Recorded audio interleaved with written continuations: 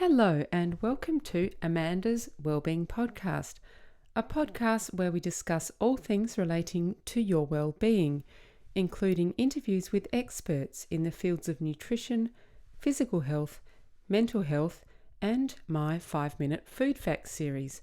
I'm Amanda Hayes, your host, a nutritionist with a passion for well-being. Before I introduce today's guest, I will take a moment to let you know that you can subscribe to my podcast on YouTube, hit the red subscribe button, or on your favourite podcast app, iTunes, Stitcher, Spreaker, Spotify, or Google Podcasts. I will also mention that although I will often be speaking with experts, any information or advice provided in Amanda's Wellbeing Podcast is not intended to treat, cure, or prevent injuries or medical conditions, and is not a substitute for advice from your own health professional. Today I am here with Amanda Rattay. Amanda is a personal trainer based in Melbourne with a very interesting story. She spent years beating herself up, listening to her inner mean girl and never feeling good enough. Happily, Amanda has been able to cultivate self-acceptance and live a life of balance. Now, she helps others navigate that tricky path. So let's hear about how she has done all of that. I'm really excited to interview Amanda today. Hello, Amanda, and welcome to Amanda's Wellbeing Podcast. Thanks, Amanda. Thank you for having me. I think a good place to start today's discussion is with the story of you. Can you set the scene for us and tell us what made you decide to become a personal trainer? Yeah, sure. So I'm really fortunate because I fell into personal training. So health and fitness and weight loss had been something that I had spent a lot of my life trying to learn and understand because it was something that I'd struggled with for most of my life. Me too. Yeah. I would almost say so do most women. Yeah, I think so. But also a lot of guys do as well. So it was something that just kept on eluding me and I didn't understand, and I couldn't work out why I couldn't get it. Mm-hmm. I would follow these diets and I'd follow these programs and I'd commit to exercise and I'd be really, wholeheartedly going in, but it never stuck or it never worked and all that. So I was constantly just involved in this world. And I actually had a friend that said, hey, can you help me with this? And it completely took me by surprise, going, of course I can help you. And she's like, I'm willing to pay you for it. Oh, brilliant.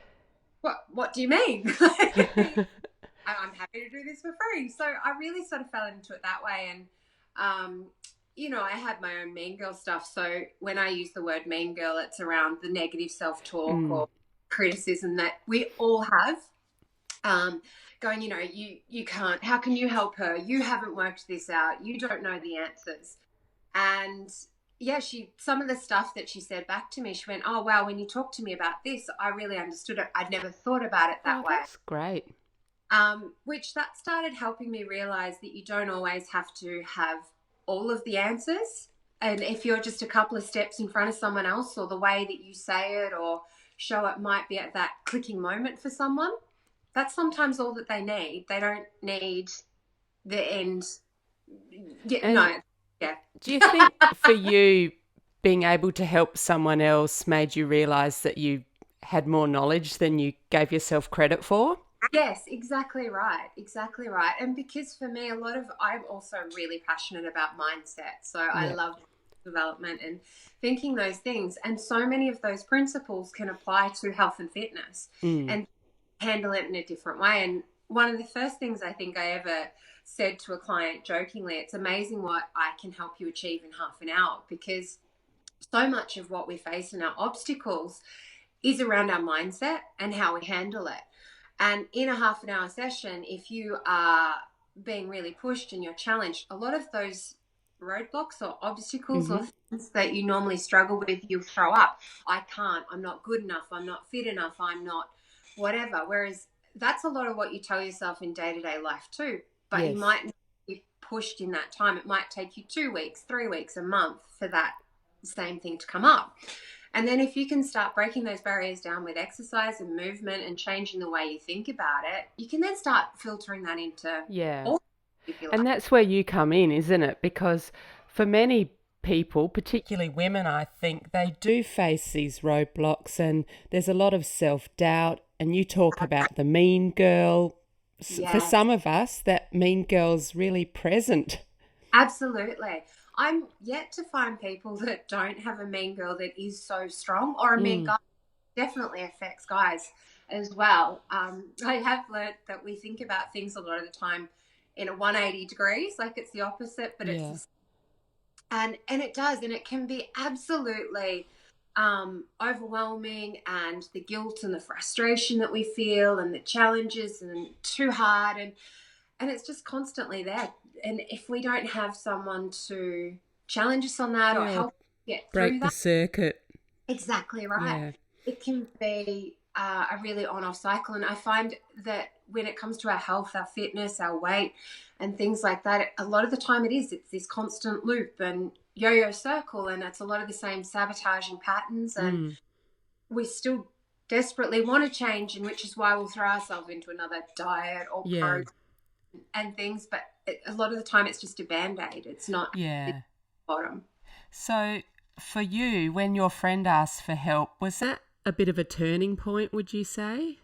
Yeah, because once that just started me thinking differently, going, you can actually really help people, Amanda. And because even when and which is why I then went on to get qualified. Oh, so you weren't qualified at that No, stage. That came later, right? no. And that was just through chatting to her, like, sure, I'm happy to share my knowledge with it. I don't need to be paid for it. I love this stuff. So, and that made me start going, hey, you can actually be helping people, when she came back and said, I hadn't thought about it that way. And you can make a career out of this. Um, And so that was the point that I went through and then got qualified. But even at that point, and it's probably something I've only started to be comfortable talking about recently in the last couple of years, I still never felt like I fit in the fitness industry, Mm, because a lot of the way that I think and my own experiences, it's never just come naturally to me. And I tried a lot of the ways of just do it this way, just exercise this way, just follow this meal plan and all that, but it never worked. So it's too simplistic, isn't it? it is. It's Mm, easy, and I don't think it fixes anything. It again comes back to that band-aid. It's if unless it's going to suit your lifestyle and yeah. how you eat and your family situation and your time situation and everything, unless that's actually addressed, well, it's only going to last for so long. That's And right, because if it doesn't fit in with your life, you're always fighting, aren't you? You you can't exactly. incorporate it. Exactly right. And a lot of the time, you are literally white knuckling your way through it. Mm, And then that's when that mean guy or girl becomes really prevalent as well, because it's telling you that you're lazy and, you're terrible and you can't stick with it. And what's the point? And just constantly beating you up because you're struggling with this thing or this way you're trying to be. But it's never going to be a realistic long-term solution for you. yeah. So, So one of the things that I really love about Amanda is she, as you can tell from what she said already, she has a very common sense approach. She tries to do things that fit in with your lifestyle, that can become long-term habits. Um, and one of your phrases on your website is common sense health and fitness that fits into your life. So can you tell me a bit about why that is your approach? I mean, you have touched on that already, but what sort of led you to that approach and how do you apply that to your clients? love it. I love this, and I'm really passionate about it because, sort of, as you said, we touched on. I I also worked out really early on, by my own, using myself as a guinea pig, but also with clients as well. I can write a perfect program, and even though you can't see me, audience, I'm doing air quotes. I can write a perfect program that is absolutely guaranteed to get results. No questions asked. But the reality is we won't stick to it. And that's always made me curious why. And why do we do things that we know that aren't good for us, but we do Mm, them way. And a lot of the time it is because we're trying to force something that we don't want to do or is not going to suit us, our lifestyle and our time constraints. And I work with a lot of mums and dads, so real people that are juggling really. They don't have hours and hours to go and be at gym or meal prep or all of this overly overwhelming, dedicated lifestyle. So it's about working out what they can do right now in the moment and then tailoring that to also what they want to be doing. So point me saying to you, if you hate going to the gym, I'm not going to go, Amanda, go and train at the gym 5 times. Yeah, because it just won't happen. Exactly right. How long will you force yourself to do that before you get either sick, run down, injured, or your motivation just evaporates? You can't keep forcing yourself. But if I know that you like riding or running or swimming, awesome. Let's mix it up and tailor it around that. If you are really, really flat out, if you're currently not doing anything at all, you're not moving and you just know that you should, again, I'm doing air quotes, if you know that you should, but you're really struggling, going from 0 sessions to 5 sessions is so not realistic. Yeah, that's true. Start at 2. But then, and again, this is when our mean guy or girl chimes in and goes, oh, no, but that's not enough. I need to do more. I should. I have to. And the fitness industry really hasn't helped encourage and support this slowly approach. No, it hasn't. Extreme and overwhelming, and it's crazy. So, start with 2 and build on that. And by giving yourself that permission to do 2 sessions a week, well, all of a sudden now it's achievable and you do it. So you feel better. And you feel better so you can do more. And it's easier to make other great choices like drinking more water or eating a little bit better, which you can. So it's that awesome momentum effect. Yeah, it's that step by step. Yes. And you're right, the fitness industry doesn't really encourage that because I guess it doesn't look sexy or cool to say, absolutely, do 2 walks a week or whatever. Exactly right. Yeah. Exactly. And when it boils down to it, like 2 walks a week is so much better than sitting on the couch doing no walks a week. Eating chips. Yeah, exactly right. Exactly. Yeah. Well, one of the things you also do on your website is you ask people to take a quiz about their fitness personality. So can you tell us a bit about that? Yes, absolutely. So I've been doing PT now. I actually had to pull out some of my certificates and I started in 2006. So I had to dust them off a little bit. But over the journey, and again, it was me trying to understand, why could this not work for me? And then seeing some clients would really get it and then others wouldn't. I've started to see that there is different personalities and different ways that people are motivated and different challenges each subset have as well. So I've narrowed it down to around 6 different personalities. And an example being, one of them is a busy bee. Mm-hmm. And I think a lot of the mums and dads specifically will super relate to this because if they are already juggling a million things, they're running around, they're looking after the kids, they're working, family life, social life, to then actually have to turn around and find time to exercise and to, just get in that headspace. If I then go and tell them, great, go and do a 2-hour workout, how long is that going to last? Yeah. It's just not. So for them, it's about managing it and making it really doable, really achievable. And again, those easy peasy steps so that they can start building on it and gaining that momentum. So it might be great. Let's start with a 15-minute at-home circuit. So you don't have to go anywhere, drive anywhere, get anything ready. Just plug and play, bang, go. Yeah. Whereas someone a social butterfly, for example, that really loves that community and that group environment, they're going to probably struggle on their own. So what way can we give them some accountability and support and encouragement? And is it about going and finding classes or a boot camp or going for a walk with a mate or something like that? So again, sort of finding what's going to work for you and your lifestyle right now. Yeah. Oh, that sounds so practical and just and like it really actually works. And I guess the other thing is they have an accountability to you. Yes. So that's encouraging. And even if it is 2 15-minute circuits a week, if they're reporting back to you, then they're more likely to do it. It's so true. And I have really now, because I used to mainly do one-on-one, face-to-face. Mm-hmm. I also had a gym as well, which I ended up selling. I'm now moving more into the online space. And so I've had to evaluate a lot of what I do because I'm not necessarily face-to-face with a Yeah. client. And I've actually figured out that that is a lot of the time that magic ingredient. It's the accountability and support. Because when you look at it, there's plenty of apps out there that Yeah. are they're easy and they work if you do them. But the Yeah, catch that's the big thing, isn't it? exactly right. We just don't do them. Again, we can have the best intentions in the world. We've got the motivation, but then life gets in the way and things get in the way. And then now add our mean guy or girl on top of that, it just becomes so overbearing and too hard. Mm. Whereas when you've got someone in your corner going, hey, okay, that didn't work. Why didn't it work? Can we look at this? Can we look at that? What could we do differently next time? And sometimes just going, hey, that happened. That's okay. So you Yeah. can start beating yourself up. Do you know, I've had a very similar experience with Nick Muxlow, my coach who sets my program for whatever event that I'm doing.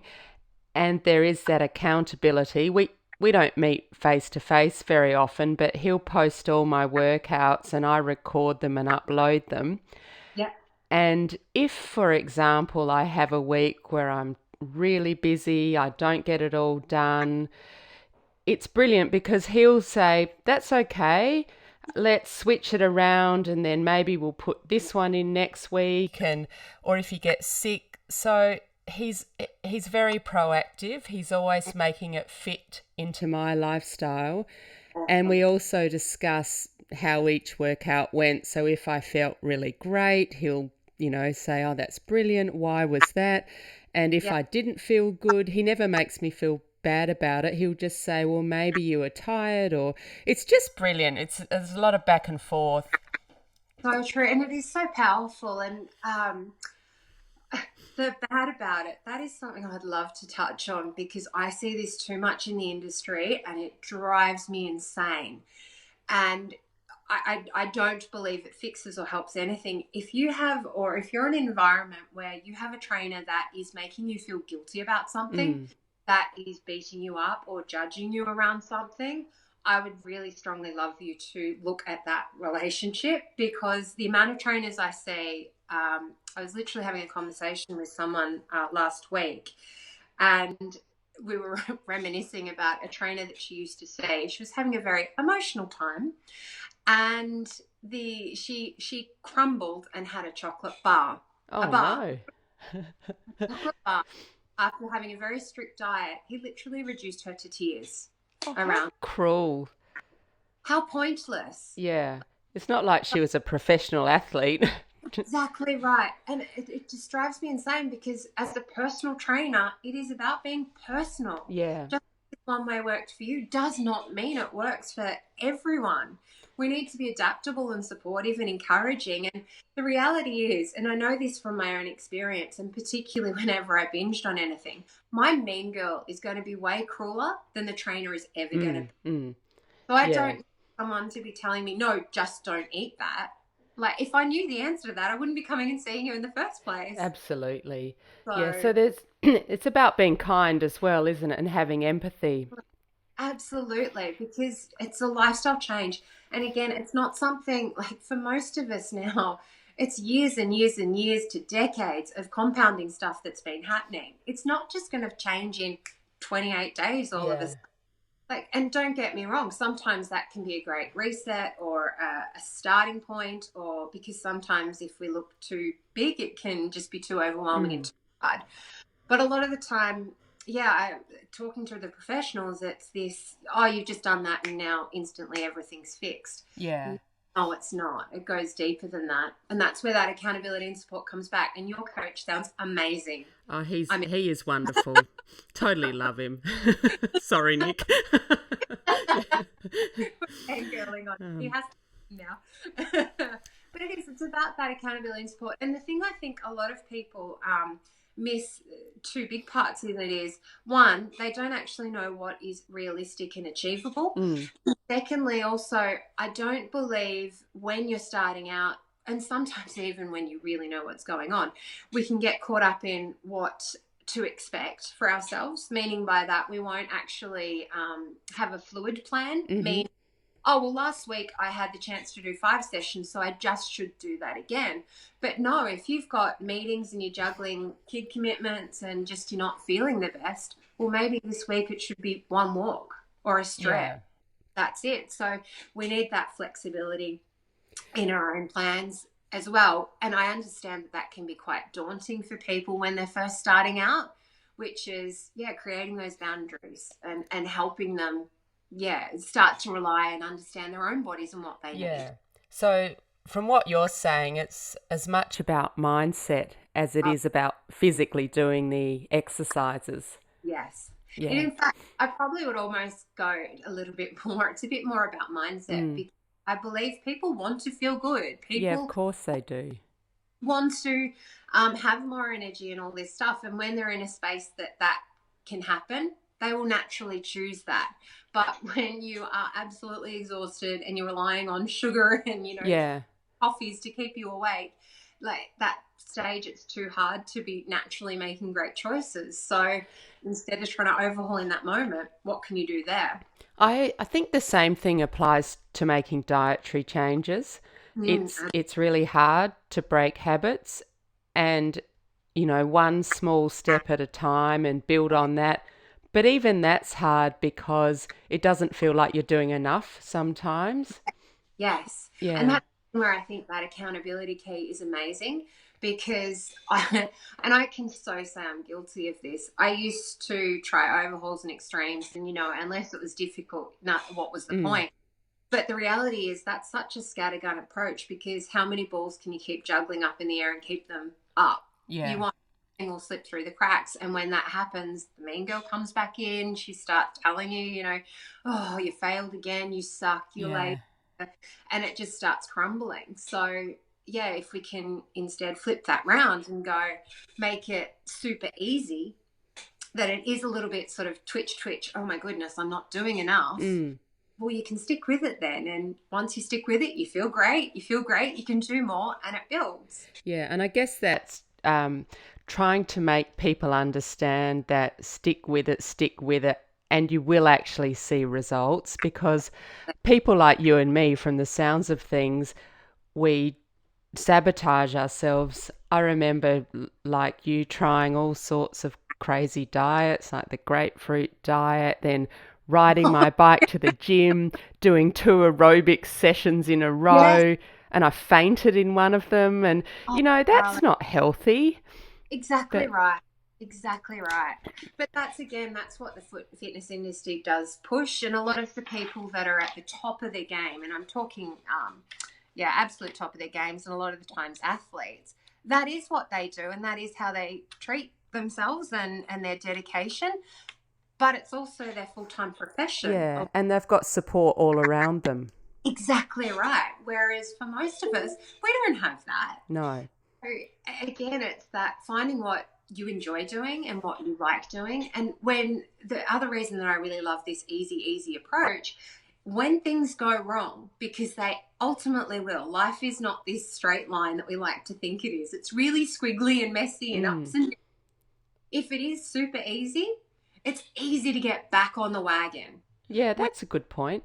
If you are, I'm overhauling my diet and I'm overhauling my exercise and I'm overhauling this and that, it's too hard to get momentum back again. And it feels like it's just this mountain to scale. Whereas if it's, hang on, I can actually do a walk around the block. I can actually go for a walk at lunch. I can do a little 10-minute workout in my lounge room. I can do something with the kids that's fun and playful. It doesn't feel as daunting. And again, it helps us just get there quicker again and feeling good. Because again, we all want. And in your website, you have a blog and you're very honest, which I love. And you do talk about your experience of binge eating and that cycle of kind of beating yourself up and trying diets, binge eating, and that, that kind of cycle of hopelessness, I guess. You're very honest about that. So how did you find your way out of that cycle to a place of self-acceptance? Love it. I think, like with anything, when you have these sort of triggers, it's something you're always going to be working on. But for me, it actually clicked. I remember I was sitting at my mother and father-in-law, and we just had a beautiful dinner, and they brought out dessert, and I remember going, no, no, no, no, no, no, thank you, not for me. And it was at that point something just clicked and went, Amanda, you're still saying no to this piece of cake, but nothing's changed. You've been doing this for the last 10 years, 15 years, whatever, however many years it was, I don't know. But I'm just going, you keep saying no, you're always on a diet, but nothing's ever changing. And so much of that family moment, like of that family event, I would be sitting there and I'm only sort of half listening to the conversation because I'm thinking about, oh, well, I can't eat this cake now, but I'll go and secretly eat it later.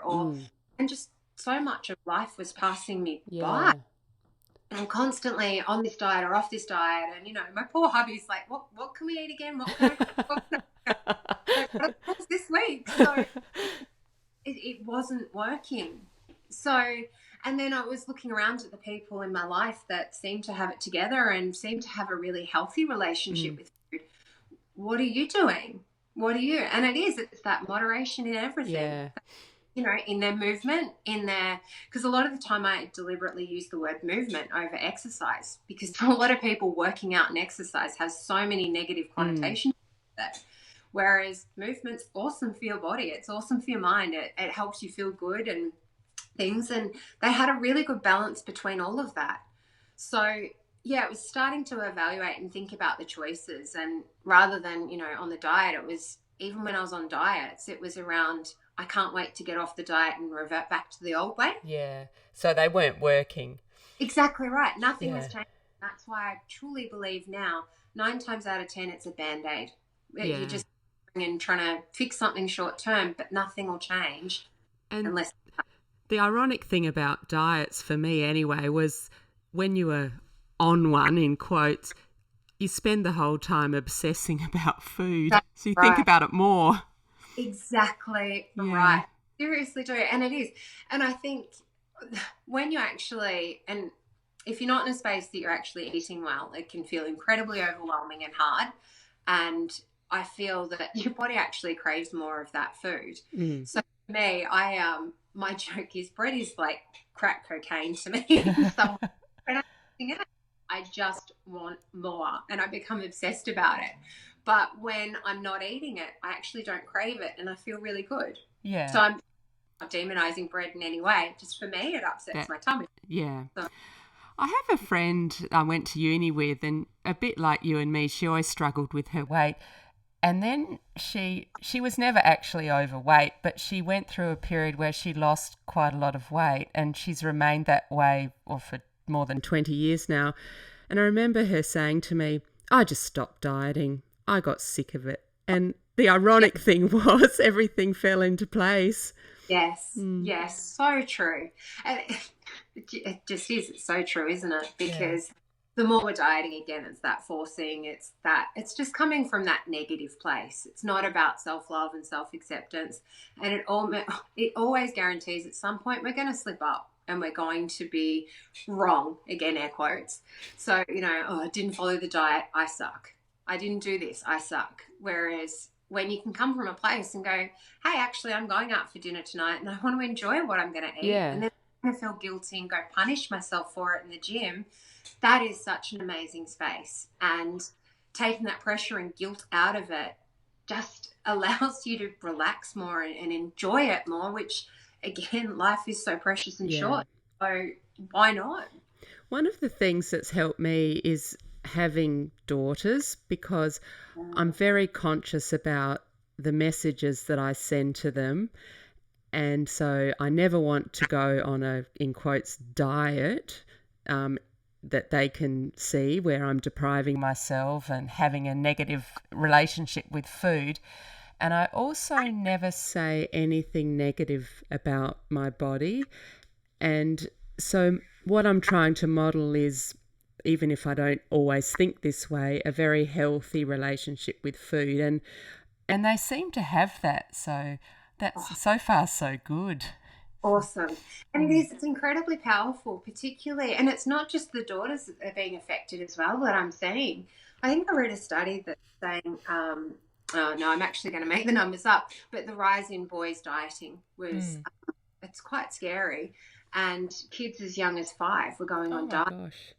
They wouldn't even know what it means. It's terrifying. But we can see how it happens when we've got such an unrealistic expectation in the world, and we have all these Photoshop covers and it's just not nice. And I think that's why it's really important and why I love your podcast so much. Thank you. It's about bringing back common sense. It's about breaking through all of the BS and all of these claims that are out there and just bringing it back to that space of, hey, let's make this work in your lifestyle rather than constantly trying to force everyone else's way. Work out what's going to work for you, because we seem to have lost that power, and that's been passed on to our kids to be constantly asking this stuff. And I don't think that's healthy. You've obviously been through a fairly extreme journey, but now you seem to be in a place of balance, which is so wonderful. So can you just tell us, how does balance look to you? Awesome question. So I can very honestly say mindfulness is a huge part of it, because, and there's days that, or weeks, when you think about it, that life doesn't happen like you want it to happen. So there's definitely that I'm not eating the best and I'm not training the best and my mean girl is running rampant and crazy. But thankfully now I have a lot of tools around me that I use, and a lot of people and networks and that support and accountability, that when I am struggling, I can start talking about it. And I think that is huge, because a lot of the time, until we say something out loud or until we tell someone, we don't realize what's going on and what's happening. Meaning by that, quite often with my squirrels, that's my memberships that I have, we have one-on-one calls. And they say something to me and then they stop before I even have a chance to respond and went, wow, that's really not a healthy way to think about it. So sometimes just being able to have that really safe space to vent and do that is so important, because we don't realize what we're telling us and the stories. But if you don't have someone like that, tools I use, things like journaling, or when I'm walking, I'll think about stuff just to try and keep that there. And it's also for me been about doing things that I really enjoy. So for me, I really love mountain biking. Brilliant. I found a group of mountain biking people that I go with regularly. And to me, that's not exercise. No, it's fun. Having fun. So I have recently, like in winter, I normally join a local gym because it's close and it's convenient. The classes, that works. But in summer, I won't go. So it's only that short term. So, yeah, I think it's really important to find things that work for you and systems that work for you as well. So I know when things have been a bit crazy, all right, this is just the steps, the simple steps I need to do. Again, rather than that overhaul, let's bring it back to basics. What can you do? And sometimes, a lot of the time, it is one step right now that every listener could take. How's your water intake today? Yeah. Grab a glass of water. That in itself is going to actually help give you a bit of clarity. It's going to help you feel as hungry, and just all of these little things. So little tools like that are so powerful, yet we don't often give them credit because, oh no, that's too easy. Yeah. The other thing for you, just listening to you talk, is you recognise what's happening now. So you recognise when your mean girl comes out, for example, and you can have a chat to her. Yeah, so that's probably a big part of it in terms of dealing with your clients. You can recognise those things for them and help them get to a place where they can manage it on their own. Exactly right. And it is, and I think, again, this is why I love conversations like this and what you do. The more we talk about it, the more people realise it's normal. Because a lot of the time I thought I was the only one. And I know that sounds really ignorant, but it wasn't, or naive, or and not from I'm special, but I just didn't understand other people went through this. I totally agree. And so I think it's really powerful to go, yeah, hey, I deal with this. Yes, my mean girl. I'll often post up on Facebook. Went for a ride today, and it's that it's important to see that, because again, particularly on social media, your Instagram particularly, but also Facebook, a lot of the fitness world is, oh my god, my workout rocked. Oh my god, this was awesome. Look at my Good. abs. Exactly right, and great for them. Like, I'm actually, as much as I'm a bit tongue in cheek here, that isn't, for a lot of us, we struggle with that. That's not our normal space. So seeing that, it actually demotivates us and makes us feel like we failed. But no, there's plenty of days that it's like, oh, I really can't be bothered. I don't want to. I'm struggling. To realize that's normal, and then having people in a community to go, hey, no, that's okay. I felt that too. Or tomorrow's a new day. Or, hey, just go for a little walk, and give them that accountability and nudge that. They're really important factors. And I think we need more real conversations around that. Keeping it real. Yeah. So can you tell us about what services you offer? So you've said you're changing a bit from the one-on-one to a more online space, but I think you also do speaking engagements, and you have a membership section on your website. Can you tell us about all of that?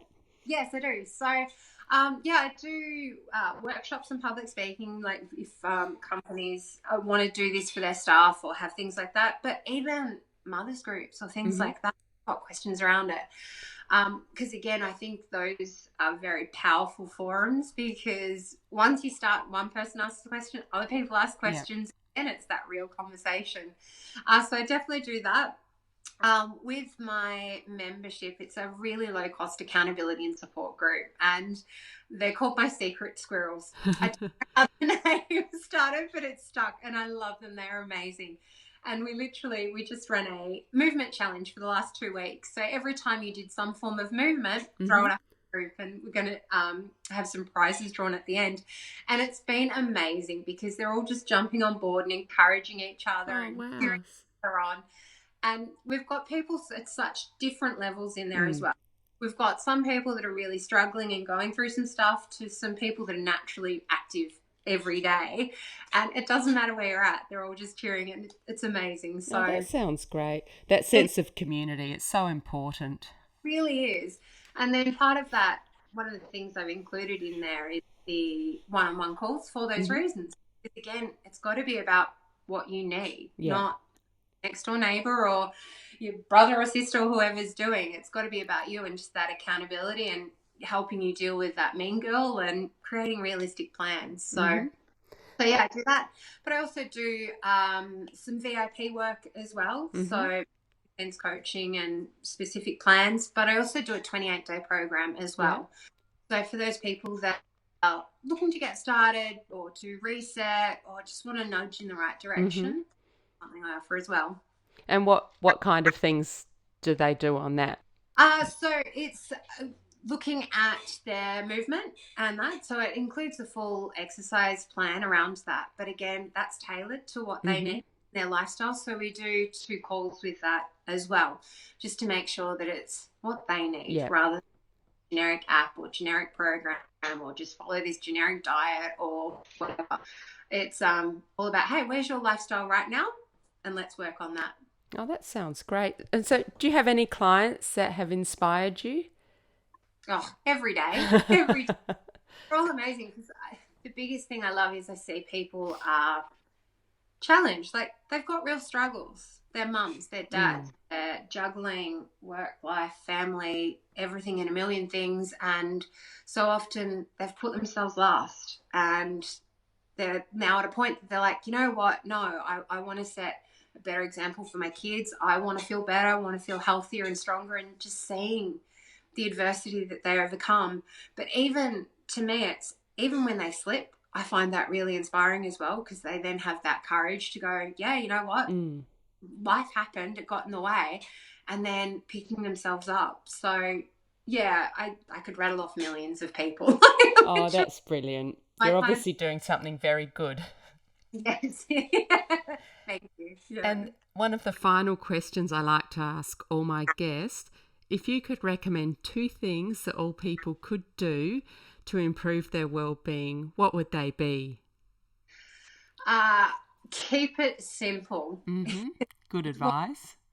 It doesn't matter if it's diet, doesn't matter if it's movement, whatever it is, keep it simple. And my other one would be, I'm tossing up between either A, drink water, because I think it seriously is the answer to so much, or B, mindset. Yeah. I think they're important. So yeah. We'll have three things. Cheeky, pushing boundaries. And if people would like to connect with you, what's the best way? So you can find me at my website. My website is www.amandarattay.com. And you can also find me on Facebook, which is Amanda Rattay PT. Excellent. And I'll put a link to those in the show notes. Thank you so much, Amanda. It's been a pleasure to talk with you. Awesome. Thank you so much for having me. And any questions, I would love to answer them to your audience as well. Oh, brilliant. And that was the delightful Amanda Rattay. I hope you enjoyed our discussion. You can subscribe to Amanda's Wellbeing Podcast on YouTube, hit the subscribe button, and while you're there, click on the bell to be alerted when new episodes are available. You can also subscribe on your favourite podcast app, iTunes, Stitcher, Spreaker, Spotify or Google Podcasts, and you can follow the podcast on Twitter, Instagram and Facebook. Direct links to all of the social media can be found on the subscribe page of my website at www.amandaswellbeingpodcast.com. If you would like to contact me, you can send me a message via the contacts page on my website.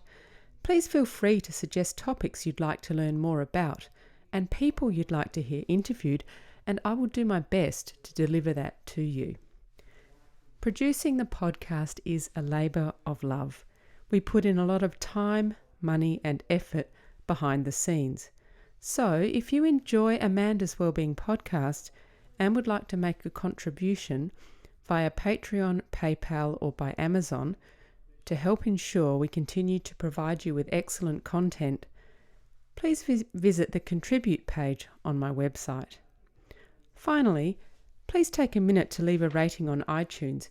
It improves visibility and will help me source excellent guests. Thank you for tuning in. Eat well, move well, think well.